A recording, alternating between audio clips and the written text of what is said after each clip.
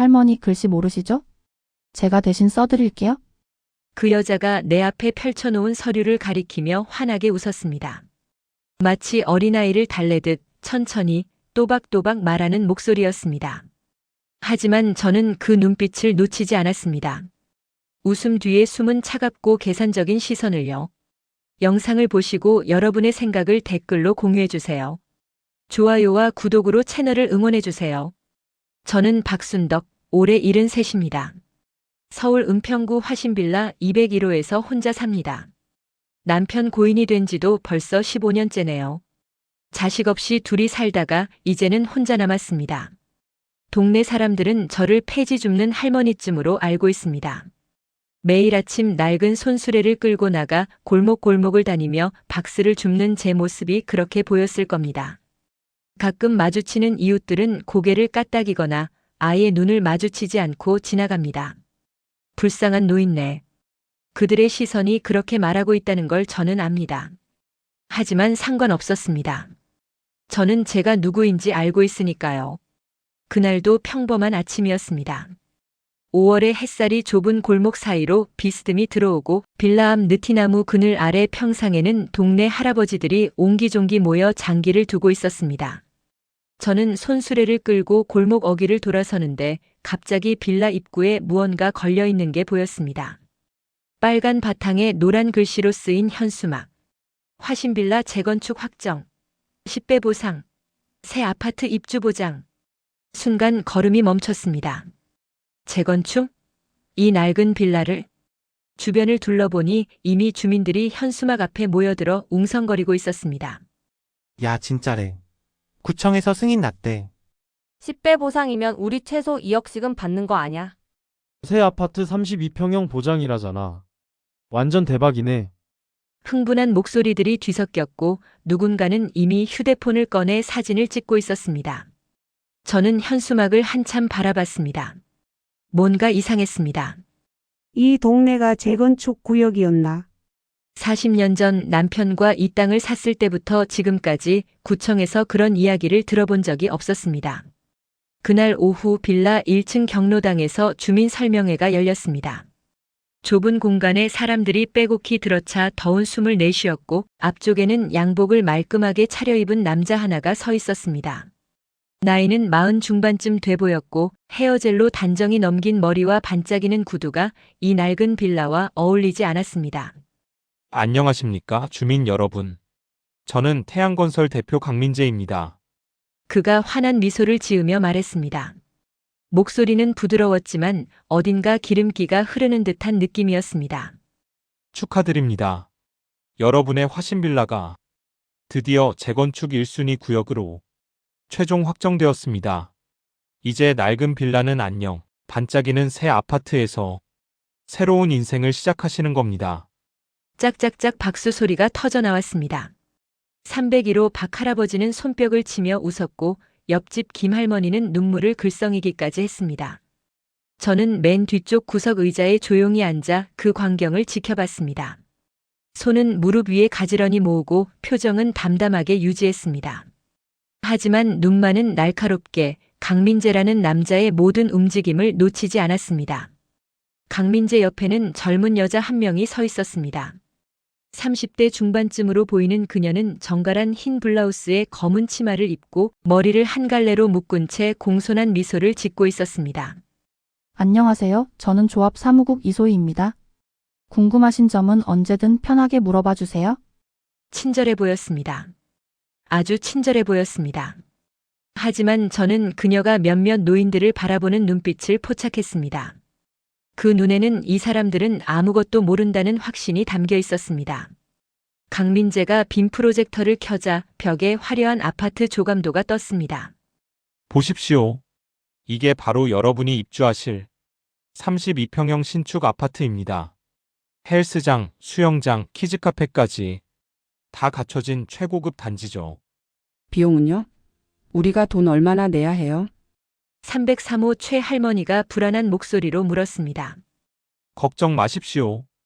기존 빌라 보상금으로 모두 충당됩니다. 오히려 차액을 돌려받으실 분들도 계십니다. 다만 조합 운영비 명목으로 1인당 300만 원만 내주시면 됩니다. 300만 원. 그 순간 저는 속으로 계산을 시작했습니다. 여기 빌라가 총 24세대. 300만 원씩이면 7,200만 원. 이 사람들이 그냥 가져가려는 돈이 최소 그 정도는 된다는 거네. 설명회가 끝나고 사람들이 하나둘 자리를 뜰 때 이소희가 제 앞으로 다가왔습니다. 할머니 혹시 계약서 받으셨어요? 저는 고개를 저었습니다. 아이고 그럼 안 되죠? 제가 직접 갖다 드릴게요. 집이 어디세요? 201호요.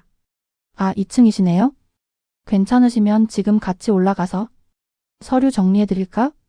할머니 혼자 하시기엔 복잡하실 것 같아서요. 미소는 여전히 환했지만 그 말투에는 은근한 무시가 섞여 있었습니다. 혼자 하시기엔 복잡하다. 그 말은 곧 당신은 이해 못할 거다라는 뜻이었습니다. 저는 천천히 고개를 끄덕였습니다. 그럼 고맙죠. 올라가시겠어요? 201호 문을 열자 좁고 낡은 방 안 풍경이 드러났습니다. 오래된 장롱, 낡은 이불, 벽에 걸린 남편의 흑백 사진. 이소희는 방 안을 힐끗 둘러보더니 미세하게 코를 찡그렸습니다. 여기 앉으세요, 할머니. 제가 다 설명해 드릴게요. 그녀는 낡은 밥상을 펼치고 그 위에 서류 뭉치를 탁 내려놓았습니다. 저는 맞은편에 앉아 서류를 하나하나 살폈습니다. 화신빌라 재건축 조합 가입 신청서, 보상금 수령 동의서, 조합비 납부 확인서. 종이 냄새가 낯설었습니다. 너무 새 종이었습니다. 마치 오늘 아침에 급하게 프린트한 것처럼. 저는 손가락으로 서류를 천천히 훑으며 작은 글씨들을 읽었습니다. 그런데 이상했습니다. 서류 맨 아래에 찍힌 은평구청 직인이 미묘하게 번진 듯 보였고 회사 주소란에는 서울시 강남구 테헤랄로 라고 적혀 있었습니다. 강남? 은평구 재건축 사업을 강남 회사가 맡는다고? 게다가 조합 설립 날짜가 불과 2주 전이었습니다. 저는 고개를 들어 이소희를 바라봤습니다. 여기 구청 직인이 좀 흐릿한데요. 이소희의 미소가 미세하게 굳었습니다. 아, 그건 복사하는 과정에서 좀 번진 거예요? 원본은 구청에 있으니 걱정 마세요. 회사 주소가 왜 강남이에요? 아이고 할머니. 요즘은 다 그래요? 큰 회사들은 본사를 강남에 두거든요. 궁금하신 거 많으시네? 그녀의 목소리에 짜증이 스며들기 시작했습니다. 할머니 솔직히 말씀드릴게요. 이거 복잡하게 생각하실 필요 없어요. 그냥 여기 사인만 하시면 돼요. 글씨 모르시죠? 제가 대신 써드릴게요. 그 순간이었습니다. 그녀가 무심코 내뱉은 그 한마디. 글씨 모르시죠? 저는 그녀의 눈을 똑바로 바라봤습니다. 그 눈에는 확신이 가득했습니다. 이 할머니는 아무것도 모른다. 그냥 도장만 찍게 하면 된다. 저는 천천히 미소를 지었습니다. 아니에요. 전 글씨 압니다. 그리고 이 서류 좀 더 살펴보고 싶어요. 내일 다시 올게요. 이소희의 얼굴이 딱 굳었습니다. 네? 할머니, 근데 이거 내일까지 제출해야 해요? 안 그러면 보상 대상에서 빠지실 수도. 괜찮아요. 하루 정도는 괜찮겠죠. 제가 직접 구청 가서 확인해 보고 싶어서요. 구청요? 그녀의 목소리가 날카로워졌습니다. 저는 더 이상 말하지 않고 서류를 도로 그녀에게 밀어줬습니다. 이소희는 서류를 휙 집어들고는 인사도 없이 황급히 나갔습니다. 쿵 문이 거칠게 닫혔습니다. 저는 혼자 남은 방 안에서 창밖을 바라봤습니다. 아래 골목에서는 강민재와 이소희가 급하게 무언가 이야기하고 있었습니다. 강민재가 휴대폰을 꺼내 누군가에게 전화를 거는 모습이 보였습니다. 서두르는구나. 저는 장롱 깊숙한 곳에서 낡은 노란 봉투 하나를 꺼냈습니다. 토지 및 건물 등기부등본. 40년 전 남편과 제가 이 땅을 샀을 때 받은 서류였습니다. 종이는 누렇게 바랬지만 글씨는 또렷했습니다. 소유자 박순덕. 저는 그 서류를 가슴에 꼭 안았습니다. 여보, 당신이 평생 일궈놓은 이 땅을 저런 사기꾼들한테 넘길 순 없지. 창밖에서는 강민재가 여전히 전화 통화를 하고 있었고 이소희는 담배를 꺼내 물었습니다. 저는 그들을 한참 바라보다가 작게 중얼거렸습니다. 이놈들 내 땅에서 사기를 치겠다고? 그날 밤 저는 잠을 이루지 못했습니다. 머릿속에서는 이미 계획이 짜이기 시작했습니다. 내일 아침 구청부터 가봐야겠습니다. 다음 날 아침 저는 평소처럼 손수레를 끌고 골목을 나섰습니다. 낡은 바퀴가 삐걱거리며 돌아가는 소리, 골목 귀퉁이에 쌓인 박스, 더미 그리고 일찍 문을 연 구멍가게 아주머니가 물을 뿌리는 모습까지 모든 게 평소와 똑같았습니다. 하지만 오늘은 달랐습니다.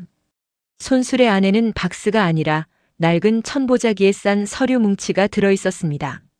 40년 된 토지 등기 부등본, 남편이 남긴 건물 매매 계약서, 그리고 어젯밤 강민재가 준 의심스러운 조합 가입 신청서까지. 오늘은 진실을 밝혀낼 차례야. 은평구청은 빌라에서 버스로 20분 거리였습니다. 저는 102번 버스 맨 뒷자리에 앉아 창밖을 바라봤습니다. 지나가는 거리마다 새 건물이 올라가고 있었습니다. 크레인이 하늘을 찌를 듯 솟아있고 공사장 펜스마다 2027년 입주 예정이라는 현수막이 펄럭였습니다. 이 도시는 끊임없이 부수고 다시 짓고 있었습니다. 그 틈에서 누군가는 돈을 벌고 누군가는 삶의 터전을 잇는구나. 구청 민원실은 북적였습니다. 번호표를 뽑은 사람들이 줄지어 앉아 화면을 쳐다보고 직원들은 분주히 서류를 넘기며 도장을 찍었습니다. 저는 부동산 정보열람 창구로 걸어갔습니다. 어르신 무슨 일로 오셨어요? 젊은 여직원이 친절하게 물었습니다.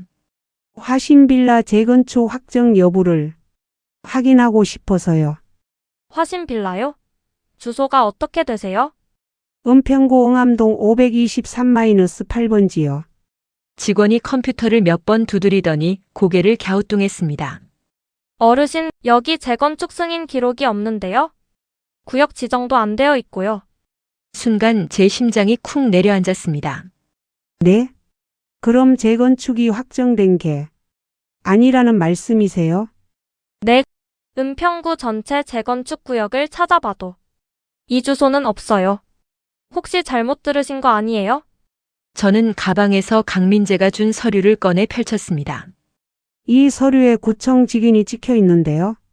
직원이 서류를 가까이 들여다보더니 눈썹을 찌푸렸습니다. 이거 직인 모양이 이상한데요? 실제 우리 구청 직인은 이렇게 안 생겼어요. 혹시 사기 아닐까요? 그 한마디가 제 의심을 확신으로 바꿔놓았습니다. 역시 이놈들 완전히 가짜로 꾸민 거였어. 구청을 나와 저는 곧장 등기소로 향했습니다. 손수레를 끌고 가는 할머니를 이상하게 보는 사람도 있었지만 신경 쓰지 않았습니다. 저는 제가 할 일을 정확히 알고 있었으니까요. 등기소에서 화신빌라 부지 8필지에 대한 소유권 현황을 출력했습니다. 서류가 나오는 걸 기다리는 동안 옆에 선 30대 후반쯤 돼 보이는 남자가 눈에 들어왔습니다. 손에는 카메라와 녹음기가 달린 가방을 들고 있었고 뭔가를 열심히 메모하고 있었습니다. 기자인가? 그 남자도 화신빌라 관련 서류를 출력하고 있었습니다. 저는 슬쩍 그의 메모장을 훔쳐봤습니다. 강민재 전과 이범 2019년 인천 재건축 사기 2021년 부천 다단계. 순간 심장이 두근거렸습니다. 저 사람도 강민재를 조사하고 있어. 등기소를 나서는데 그 남자가 저를 따라오는 게 느껴졌습니다. 저는 골목 모퉁이를 돌아 멈춰 섰습니다. 그리고 돌아서서 그를 똑바로 바라봤습니다. 왜 따라오시죠? 남자가 당황한 표정으로 멈춰 섰습니다. 아, 죄송합니다. 저는 지역신문 기자 윤재혁이라고 합니다. 혹시 화신빌라 관련해서 뭔가 아시는 게 있으신가요? 저는 한참 그를 쳐다봤습니다. 눈빛을 읽으려고 애썼습니다. 이 사람을 믿어도 될까? 왜 물어보시죠? 저도 화신빌라 재건축 사기 의혹을 취재하고 있거든요. 강민재라는 사람 전과자예요. 이미 2번이나 같은 수법으로 노인들 돈 뜯어냈어요. 윤재혁이 가방에서 파일을 꺼내 보여줬습니다. 강민재의 전과 기록, 과거 피해자들의 인터뷰, 가짜 회사 서류들이 빼곡히 정리되어 있었습니다. 할머니, 혹시 그 사람한테 계약금 내신 건 아니시죠? 저는 고개를 저었습니다. 아니요. 전 아직 안 냈어요. 그런데 저는 잠시 망설이다가 가방에서 토지등기 부등본을 꺼냈습니다. 이 땅 주인이 접니다. 윤재혁의 눈이 커졌습니다. 네, 할머니가 화신빌라 부지 주인이시라고요? 팔필지 전보요. 40년 전 남편과 제가 샀어요. 그는 서류를 넘겨보더니 믿을 수 없다는 표정으로 절 바라봤습니다. 그럼 강민재는 할머니가 주인인 줄도 모르고 사기를 치려 한 거네요. 저는 천천히 고개를 끄덕였습니다. 제가 그냥 가난한 세입자인 줄 알았겠죠. 근데 기자님 도와주실 수 있어요? 윤재혁은 잠시 생각하더니 단호하게 고개를 끄덕였습니다. 물론이죠. 이건 단순 사기가 아니라 조직적인 범죄예요. 같이 파헤쳐 봅시다. 그날 오후 저는 평소처럼 손수레를 끌고 골목을 돌았습니다. 하지만 이번엔 윤재혁이 멀리서 저를 지켜보고 있었습니다. 만약의 경우를 대비해서였습니다. 빌라 앞을 지나가는데 1층 경로당에서 고함 소리가 들렸습니다. 그러니까 돈 돌려달라고요. 약속이 다르잖아요. 301호 박 할아버지 목소리였습니다. 저는 손수레를 세우고 경로당 창가로 다가갔습니다. 커튼 틈새로 안을 살짝 들여다봤습니다. 박 할아버지가 강민재 앞에서 떨리는 손으로 서류를 내밀고 있었습니다. 당신들 말 믿고 300만 원 냈는데 알고 보니 재건축 승인도 안 났다며요. 구청 가서 확인했어요. 강민재의 얼굴이 차갑게 굳었습니다. 그는 천천히 박 할아버지에게 다가가더니 낮고 위협적인 목소리로 말했습니다. 할아버지, 지금 조합을 의심하시는 거예요? 그럼 소송 거세요. 우린 변호사 다 있어요. 근데 할아버지, 법정 싸움 한번 해보실래요? 몇 년 걸릴지 아세요? 그래도 아니면 조용히 계약 유지하시던가요. 제가 할아버지 집 담보로 대출 얼마나 받으셨는지 다 알아요. 이거 소문나면 은행에서 가만히 있을 것 같아요? 박 할아버지의 얼굴이 하얗게 질렸습니다. 이소희가 옆에서 차가운 미소를 지으며 덧붙였습니다. 할아버지, 우리도 어쩔 수 없어요? 규정이 그래요? 한 번 낸 돈은 환불 안 돼요? 계약서에 다 써 있잖아요? 박 할아버지는 그 자리에 주저앉아 고개를 떨구었습니다. 저는 주먹을 꽉 쥐었습니다. 손톱이 손바닥을 파고들었지만 아프지 않았습니다. 이 사람들 진짜 끝까지 가는구나. 그날 밤 저는 윤재혁을 조용한 카페로 불렀습니다. 그는 노트북을 펼치고 수집한 정보를 정리해서 보여줬습니다. 할머니, 강민재는 단순 사기꾼이 아니에요. 조직적으로 움직여요. 이소희 외에도 최소 3명이 더 있고 이들은 서울 전역에서 낡은 빌라 단지를 타겟으로 삼아요. 피해자가 몇 명이나 되나요? 지난 3년간 최소 80명 이상이에요. 총 피해액만 23억 원. 근데 문제는 대부분 노인분들이라 법적 대응을 못하고 그냥 당하고 계세요. 저는 화면 속 피해자 명단을 하나하나 봤습니다. 김순자, 이영희, 최만식, 낯익은 이름들도 보였습니다. 같은 동네에서 살았던 분들이었습니다. 기자님, 이 사람들 어떻게 해야 막을 수 있어요? 윤재혁이 저를 똑바로 바라봤습니다. 증거가 필요해요. 녹음이든 서류든. 그리고 할머니, 한 가지 물어봐도 될까요?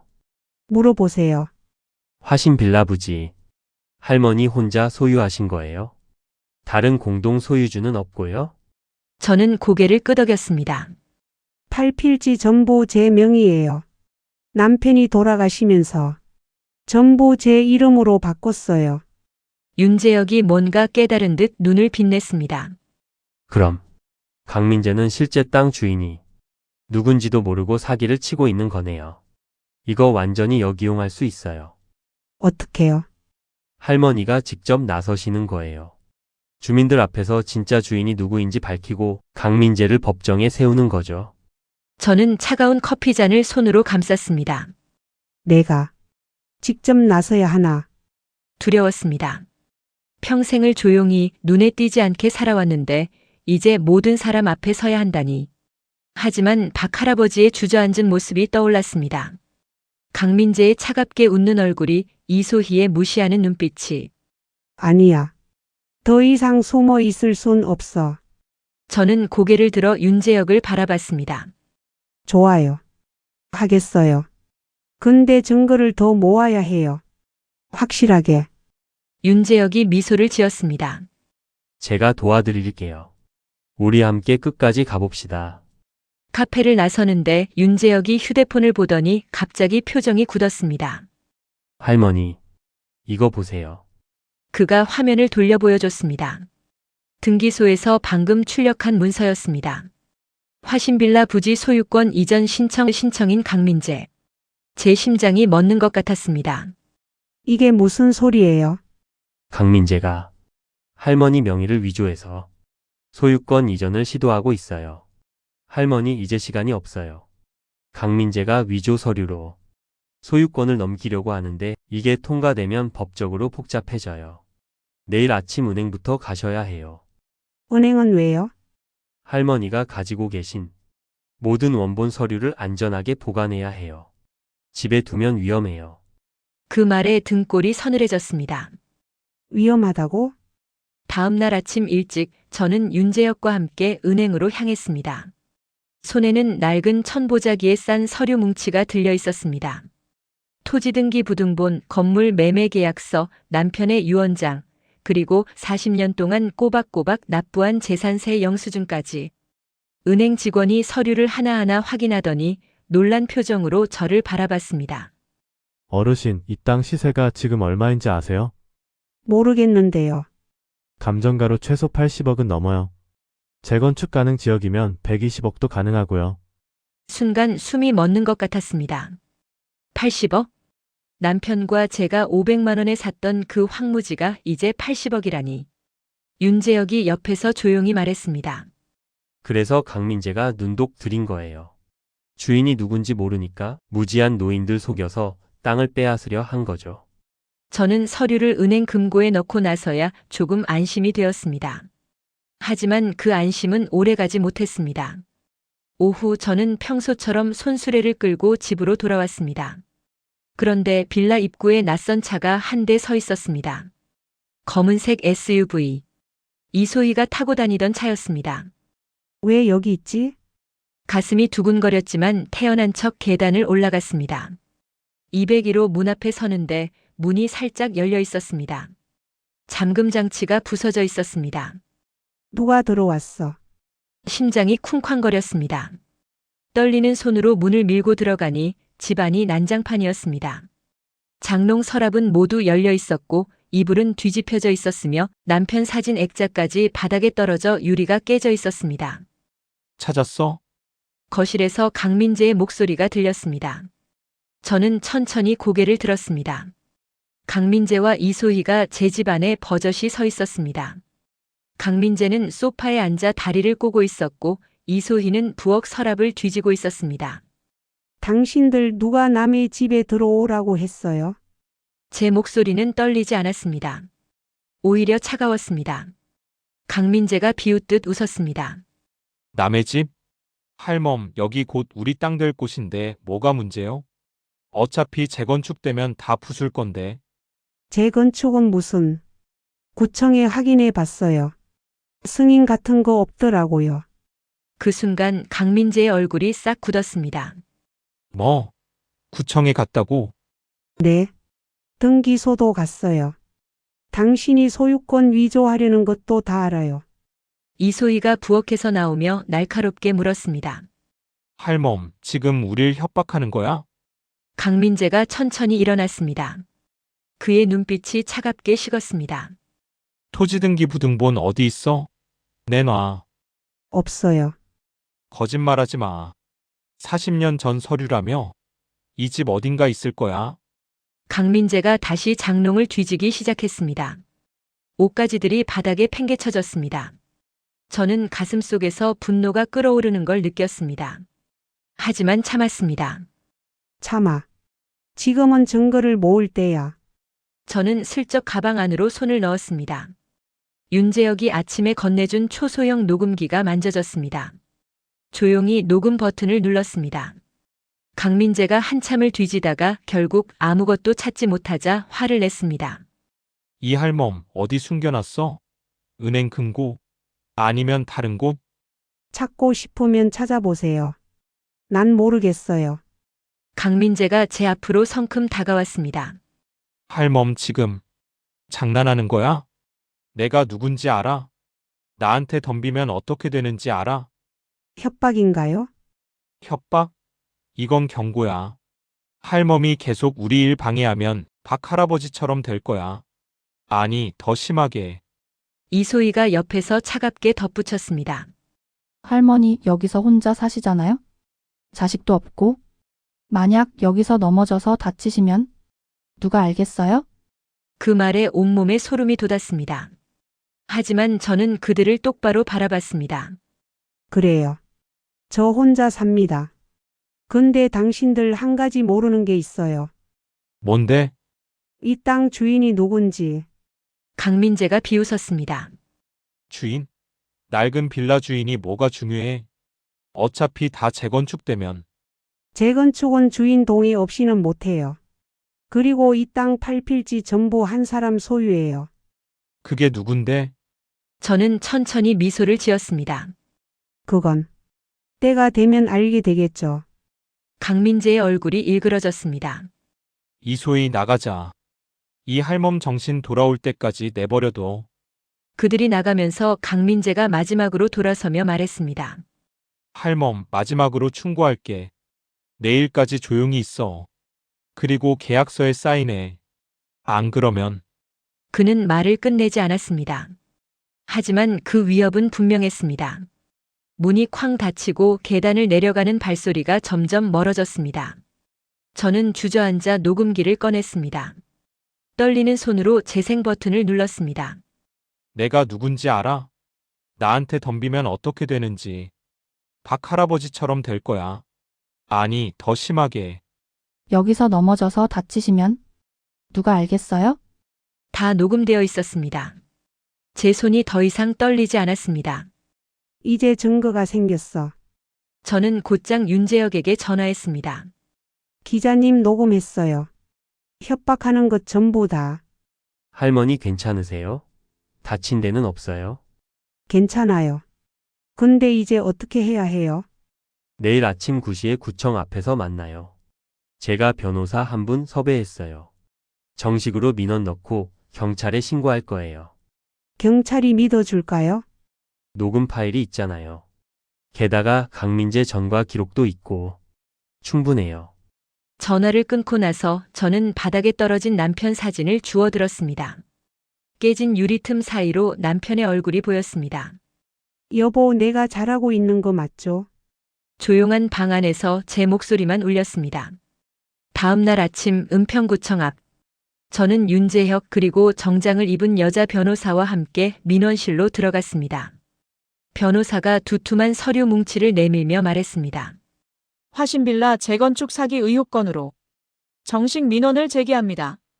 가짜 서류, 위조된 구청 직인, 불법 소유권 이전 시도, 그리고 협박 녹음 파일까지 모두 제출합니다. 구청 직원이 서류를 넘겨보더니 놀란 표정으로 상사를 불렀습니다. 곧 구청 부동산과 과장이 나타났고 경찰도 연락을 받고 도착했습니다. 이게 사실이면 중대범죄입니다. 즉시 조사에 착수하겠습니다. 경찰이 녹음 파일을 들었습니다. 강민재의 목소리가 또렷하게 재생되었습니다. 박 할아버지처럼 될 거야. 아니, 더 심하게. 경찰의 표정이 굳어졌습니다. 이 사람들 지금 어디 있습니까? 윤재혁이 주소를 알려줬습니다. 화신 빌라에 자주 출몰합니다. 오늘 오후에도 주민 설명회 한다고 공지했어요. 경찰이 무전기를 꺼내 뭔가 지시했습니다. 저는 그 광경을 멍하니 바라봤습니다. 진짜로. 시작된 거야. 구청을 나서는데 휴대폰이 울렸습니다. 모르는 번호였습니다. 저는 전화를 받았습니다. 여보세요? 강민재의 차갑고 낮은 목소리가 들렸습니다. 할멈, 당신이 누군지 알아냈어. 제 심장이 쿵 내려앉았습니다. 토지등기부 소유주 박순덕. 그게 당신이지? 저는 아무 말도 하지 못했습니다. 어제 은행 금고 CCTV 봤어. 서류 넣는 거 다 찍혔더라. 좋아, 그럼 이제 간단해. 내일 정오까지 1억 현금 준비해. 안 그러면 화신빌라 전체 주민들한테 당신이 진짜 주인인 걸 폭로할 거야. 그때 주민들이 어떻게 나올지는 당신도 알겠지? 전화가 끊겼습니다. 저는 그 자리에 멍하니 서 있었습니다. 윤재혁이 다급히 물었습니다. 할머니 무슨 전화예요? 저는 떨리는 목소리로 대답했습니다.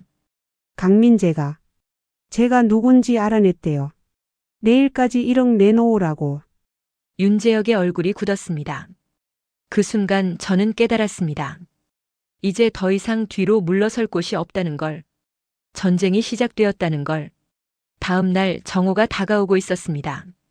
강민재가 요구한 1억 원의 마감 시간이었습니다. 저는 집안에서 창밖을 바라봤습니다. 아래 경로당에는 벌써부터 주민들이 하나둘 모여들고 있었습니다. 오늘 오후 2시 강민재가 최종 계약 설명회를 연다고 공지했기 때문입니다. 휴대폰이 울렸습니다. 윤재혁이었습니다. 할머니 준비됐어요. 경찰이랑 구청 직원들 대기 중이에요. 설명회 시작하고 20분 후에 투입할 겁니다. 주민들이 저를 나쁜 사람으로 볼까봐 두려워요. 괜찮아요. 진실은 밝혀질 겁니다. 할머니는 그냥 평소처럼 행동하세요. 아무것도 모르는 척. 저는 깊게 숨을 들이쉬었습니다. 여보, 저 좀 도와주세요. 오후 2시 정각. 저는 다른 주민들과 함께 경로당으로 들어갔습니다. 좁은 공간은 사람들로 가득 차 있었습니다. 301호 박할아버지, 303호 최할머니, 그리고 평소 마주치면 반갑게 인사하던 이웃들이 모두 모여 있었습니다. 강민재는 앞쪽에서 환한 미소를 지으며 사람들을 맞이하고 있었습니다. 이소희는 명단을 체크하며 출석을 확인했습니다. 저는 맨 뒷자리에 조용히 앉았습니다. 강민재가 손뼉을 쳤습니다. 자, 주민 여러분. 오늘은 아주 중요한 날입니다. 오늘 최종 계약을 완료하시는 분들께는 특별 보너스로 500만 원을 추가로 드립니다. 사람들 사이에서 환호성이 터져 나왔습니다. 단, 오늘 오후 5시까지만 유효합니다. 그러니 서두르셔야 해요. 강민재가 프로젝터를 켰습니다. 화려한 아파트 단지 사진이 벽에 떴습니다. 보세요. 이게 바로 2년 후 여러분이 입주하실 신축 아파트입니다. 스카이 라운지, 피트니스 센터, 실내 수영장까지. 우와! 대박이다. 사람들이 감탄했습니다. 그때 강민재의 시선이 제게로 향했습니다. 그의 눈에 차갑고 계산적인 빛이 스쳤습니다. 그런데 말입니다, 여러분. 강민재의 목소리 톤이 갑자기 낮아졌습니다. 안타깝게도 우리 조합의 발목을 잡는 사람이 한 명 있습니다. 순간 실내가 조용해졌습니다. 201호에 사시는 분인데요. 계속 구청에 민원을 넣고 경찰에 허위 신고를 하고 계십니다. 사람들의 시선이 일제히 저를 향했습니다. 가슴이 철렁 내려앉았습니다. 이분 때문에 재건축 승인이 지연되고 있어요. 원래 다음 달에 착공 예정이었는데 이제 최소 6개월은 밀릴 것 같습니다. 뭐야? 누가 그래? 주민들이 웅성거리기 시작했습니다. 강민재가 손가락으로 저를 가리켰습니다. 저기 계신 박순덕 씨입니다. 모든 사람의 눈이 저를 향했습니다. 따가운 시선들이었습니다. 303호 최할머니가 날카롭게 물었습니다. 순덕 씨 왜 그러는 거예요? 우리 모두 새 아파트 기다리고 있는데. 맞아요. 저희는 이미 다 계약금 냈다고요. 다른 주민들도 한마디씩 거들었습니다. 저는 천천히 일어섰습니다. 여러분, 이건 사기예요. 재건축 승인 같은 거 없어요. 제가 구청에 직접 확인했어요. 뭐라고? 강민재가 비웃듯 웃었습니다. 여러분 들으셨죠? 이분이 무슨 말을 하는지. 구청에 확인했다고요? 할머니, 구청에서 뭐라고 했는데요? 재건축 승인이 안 났다고 했어요. 그리고 당신 서류에 찍힌 구청 직위는 가짜라고. 가짜? 강민재가 크게 웃었습니다. 이소희도 함께 웃었습니다. 여러분 들으셨죠? 이 할머니가 뭐라고 하시는지. 저희가 가짜 직인을 쓴대요. 어머, 우리가 범죄자래요. 사람들이 웃기 시작했습니다. 저는 얼굴이 화끈거렸습니다. 할머니, 혹시 치매 검사 받아보셨어요? 이소희가 악의적으로 물었습니다. 요즘 노인분들이 착각을 많이 하시거든요. 가짜 뉴스도 잘 믿으시고. 사람들의 웃음소리가 커졌습니다. 박 할아버지가 일어섰습니다.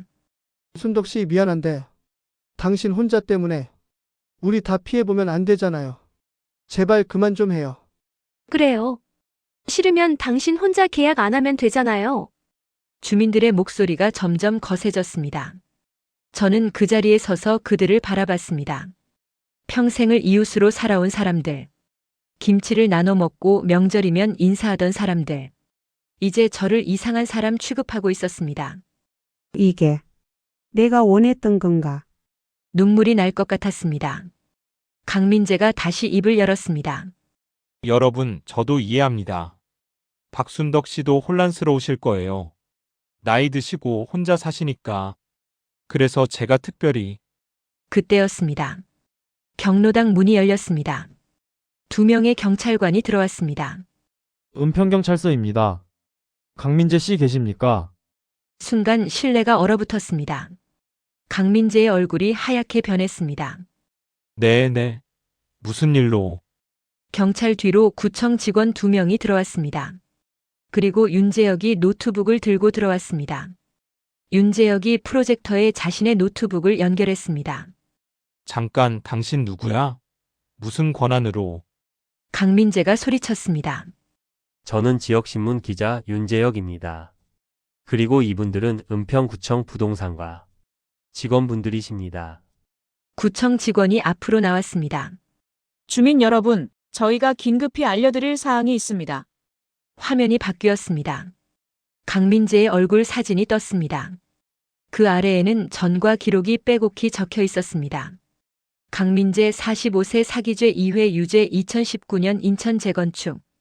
사기 징역 2년 2021년 부천 다단계 부동산 사기 징역 1년 6개월.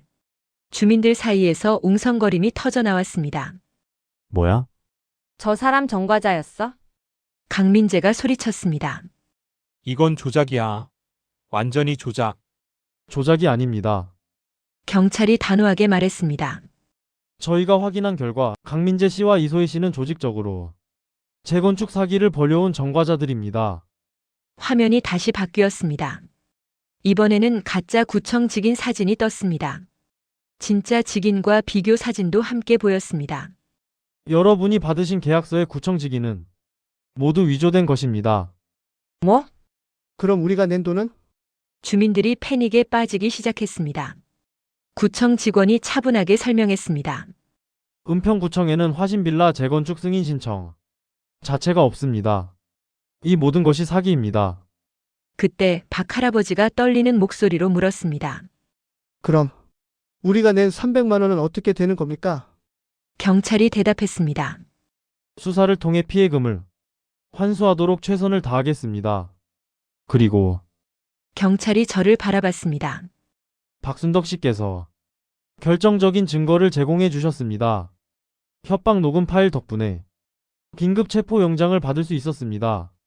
주민들의 시선이 다시 저를 향했습니다. 하지만 이번엔 달랐습니다. 미안함과 부끄러움이 섞인 시선이었습니다.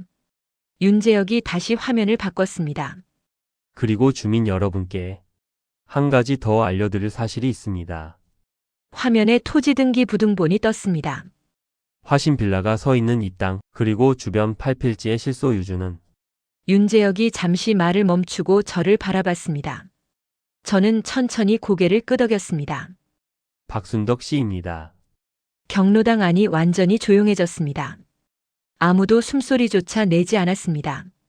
303호 최 할머니가 믿을 수 없다는 표정으로 물었습니다. 순덕 씨가 이 땅 주인이라고요? 구청 직원이 등기부등본을 확대해서 보여줬습니다. 소유자 박순덕 취득일 1983년 5월 12일 면적 총 8필지 2402. 40년 전 박순덕 씨와 남편분께서 이 땅을 매입하셨습니다. 현재 감정가는 약 80억 원 상당입니다. 80억. 그 숫자가 화면에 떴습니다. 주민들은 충격에 빠져 말을 잇지 못했습니다. 강민재가 비틀거리며 뒤로 물러났습니다. 이게 말도 안 돼. 저 할멈이 건물주였어? 이소희도 얼굴이 새하얗게 질려 있었습니다. 경찰이 수갑을 꺼냈습니다. 강민재 이소희. 사기죄 협박죄 문서 위조죄로 긴급 체포합니다. 찰칵. 수갑 소리가 조용한 경로당 안에 울렸습니다. 강민재가 마지막으로 저를 노려봤습니다. 할멈. 당신이 날 속인 거야? 저는 그를 차분히 바라봤습니다. 아니에요. 전 단 한 번도 거짓말하지 않았어요. 당신들이 물어보지 않았을 뿐이죠. 제가 누군지. 강민재는 더 이상 아무 말도 하지 못했습니다. 경찰이 그와 이소희를 끌고 나갔습니다. 경로당 안은 여전히 조용했습니다. 박 할아버지가 떨리는 목소리로 말했습니다. 순덕 씨, 미안해요. 제가 당신을 괜찮아요. 저는 고개를 저었습니다. 전 여러분을 이해해요. 당신들도 속은 거니까요. 303호 최 할머니가 눈물을 흘리며 다가왔습니다. 순덕 씨 정말 미안해요. 내가 당신을 치매 환자 취급했잖아요. 정말 미안해요.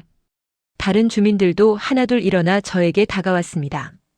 순덕 씨 덕분에 우리 목숨 건졌어요.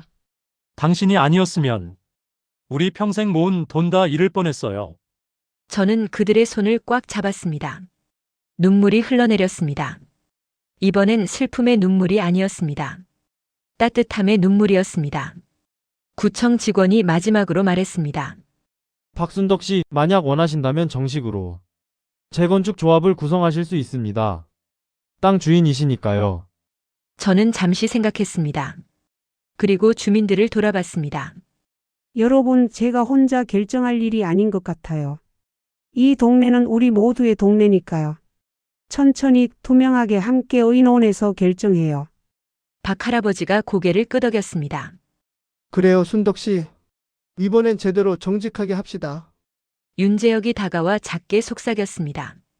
할머니 대단하세요. 정말 멋있어요.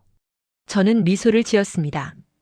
경로당을 나서는데 밖에는 경찰차가 서 있었습니다. 강민재와 이소희가 뒷좌석에 앉아 있었습니다. 강민재가 창문 너머로 저를 봤습니다. 그의 눈에는 분노도 경멸도 없었습니다.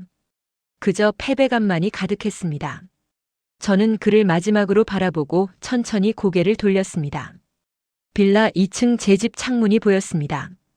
그곳에서 남편의 사진이 저를 내려다보고 있는 것 같았습니다.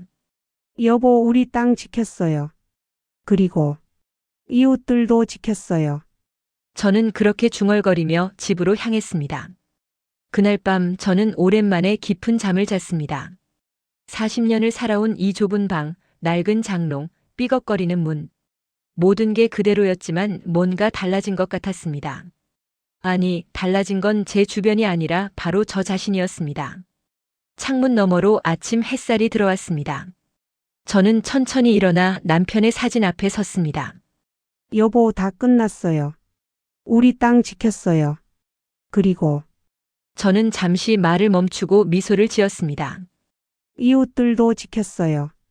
사진 속 남편은 여전히 그렇게 따뜻하게 웃고 있었습니다. 다음 날 아침 골목에 나서는데 분위기가 완전히 달라져 있었습니다. 평소처럼 손수레를 끌고 나가는데 마주치는 이웃들이 먼저 인사를 건넸습니다. 순덕 씨 안녕하세요. 어제 정말 대단하셨어요. 덕분에 우리 다들 살았어요. 누군가는 제 손을 꼭 잡았고 누군가는 제가 지나갈 때까지 공손히 길을 비켜줬습니다. 저는 어색했습니다. 평생을 그냥 조용히 눈에 띄지 않게 살았는데 이렇게 주목받는 게 낯설었습니다. 오후 경로당에서 긴급 주민회의가 열렸습니다. 이번엔 강민재가 아니라 우리 주민들끼리 모인 자리였습니다. 저는 맨 앞자리에 앉았습니다. 박 할아버지가 일어나 말했습니다. 여러분, 지난 며칠간 우리 모두 큰 충격을 받았습니다. 사기를 당할 뻔했고 순덕 씨를 의심했던 저희 자신도 부끄럽습니다. 그는 잠시 말을 멈추고 저를 바라봤습니다. 순덕 씨, 다시 한번 진심으로 감사드립니다. 그리고 죄송합니다. 박 할아버지가 깊게 고개를 숙였습니다. 다른 주민들도 하나둘 일어나 절을 했습니다. 저는 얼른 손을 저었습니다. 아니에요, 다들 일어나세요. 우리 모두 피해자였어요. 강민재가 너무 교묘했던 거예요. 303호 최할머니가 눈물을 닦으며 말했습니다. 순덕 씨, 근데 이제 어떻게 하면 좋을까요? 재건축은 진짜로 할 수 있는 거예요? 모든 시선이 저에게 집중되었습니다. 저는 천천히 입을 열었습니다. 할 수 있어요. 하지만 이번엔 제대로 투명하게 해야 해요. 먼저 정식으로 조합을 만들고 구청에 정당하게 신청하고 믿을 수 있는 건설사를 찾아야 해요. 윤재혁이 옆에서 거들었습니다. 제가 취재하면서 알게 된 몇 군데 건설사가 있습니다. 투명하게 일하는 곳들이에요. 소개해 드릴 수 있습니다. 박 할아버지가 물었습니다. 근데 순덕 씨, 당신이 땅 주인이잖아요. 그럼 당신이 모든 걸 결정할 수 있는 거 아니에요? 저는 고개를 저었습니다. 아니에요. 이 땅은 제 것이 맞지만 이 동네는 우리 모두의 동네예요. 40년 동안 함께 살아온 이웃들이잖아요. 혼자 결정할 수 없어요. 주민들의 눈빛이 달라졌습니다. 그 눈에는 감사와 존경이 담겨 있었습니다. 그날 저녁 저는 윤재혁과 함께 조용한 공원 벤치에 앉았습니다. 할머니 정말 대단하세요. 80억짜리 땅을 혼자 독차지할 수도 있었는데 독차지? 그럼 뭐 해요?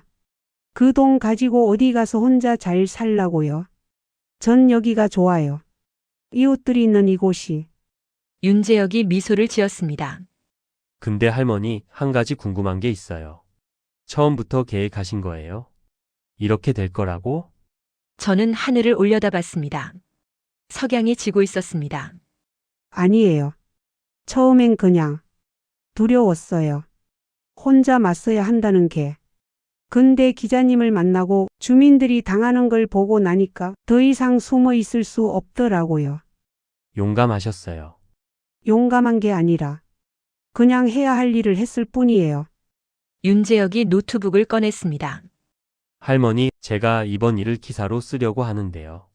괜찮으시겠어요? 기사요? 네. 73세 할머니 80억 땅 주인인 줄 모르고 사기친 일당을 혼자 검거. 이런 제목으로요. 저는 웃음이 나왔습니다. 혼자는 아니었어요. 기자님이 있었잖아요. 그리고 경찰도 구청 직원들도. 그래도 시작은 할머니였어요. 할머니가 없었으면 아무도 몰랐을 거예요. 저는 고개를 끄덕였습니다. 좋아요. 써요. 근데 한 가지만 부탁할게요. 뭔데요? 이 일이 다른 노인분들에게도 용기가 되었으면 좋겠어요. 사기꾼들한테 당하고 있다면 숨지 말고 나와서 싸우라고. 우리도 할 수 있다고. 윤재혁이 고개를 끄덕이며 메모했습니다. 한 달이 지났습니다. 화신빌라에는 이제 정식 재건축 조합이 만들어졌습니다. 조합장은 박 할아버지가, 총무는 최 할머니가 맡았습니다. 저는 그냥 평조합원으로 참여했습니다. 구청에서는 정식 재건축 절차를 안내해줬고 윤재혁이 소개한 건설사와 투명하게 계약을 진행했습니다. 이번엔 모든 계약서를 변호사와 함께 검토했고 매 단계마다 주민 전체 회의를 열어 투표로 결정했습니다. 느렸지만 확실했습니다. 그리고 무엇보다 믿을 수 있었습니다. 어느 토요일 오후 경로당에서 작은 파티가 열렸습니다. 재건축 승인이 정식으로 떨어진 날이었습니다. 주민들이 손수 음식을 만들어 왔고 누군가는 막걸리를 가져왔습니다. 박 할아버지가 저를 앞으로 부르며 말했습니다. 여러분, 오늘 이 자리가 있을 수 있었던 건 모두 순덕 씨 덕분입니다. 우리 함께 박순덕 씨께 감사의 박수를. 짝짝짝.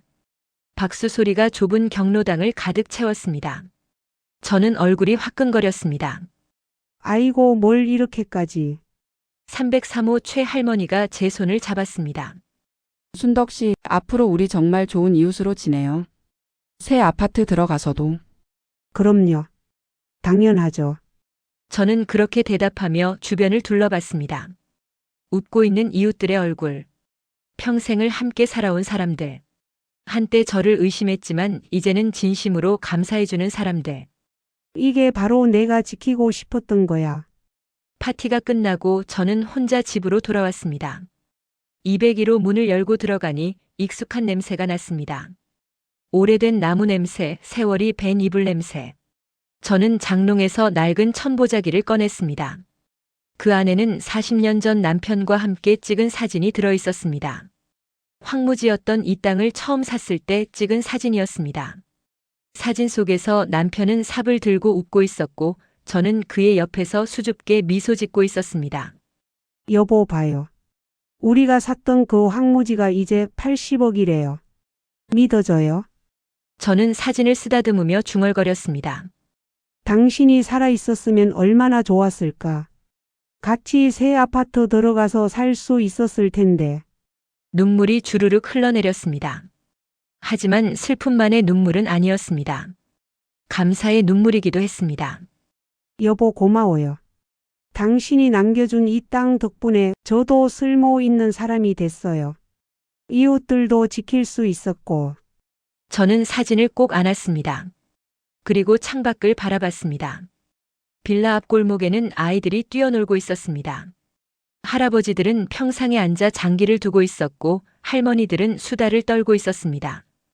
평범한 일상이었습니다. 하지만 그 평범함이 이제는 달라 보였습니다. 이 평범한 일상을 지켜냈다는 것. 그게 바로 제가 해낸 일이었습니다. 다음 날 아침 저는 평소처럼 손수레를 끌고 나갔습니다. 골목을 돌아가는데 윤재혁이 신문을 들고 달려왔습니다. 할머니, 일면에 났어요.